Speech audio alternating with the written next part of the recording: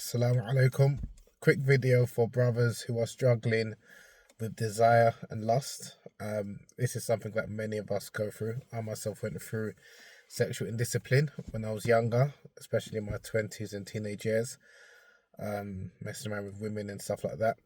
I'm not a preacher, but one thing that helped me, because I do get that question, is to read the Quran and to contemplate on the Quran and to try and understand the Quran. Because from my perspective, the best way to develop sexual discipline is you need willpower and you need faith in God Almighty to help you, to give you that willpower.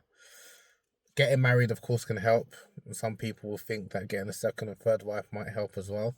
I don't necessarily agree with that. If you want to obviously do polygamy, it's up to you. But the most important thing is to develop sexual discipline and to practice sexual discipline. And in order to have sexual discipline, you need to have strong willpower and faith in God Almighty. So even if you study or if you've visited or read about sex addicts anonymous, where they have like it's like a template of things to say to help people struggling with sex addiction, similar to alcohol addiction.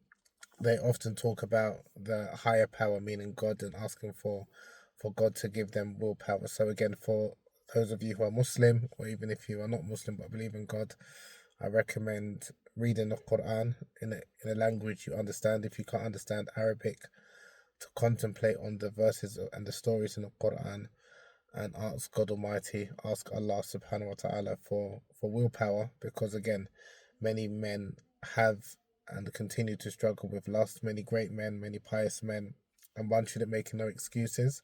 If you're struggling with desire, if you're struggling with lust, so you want to obviously again develop sexual discipline and have accountability.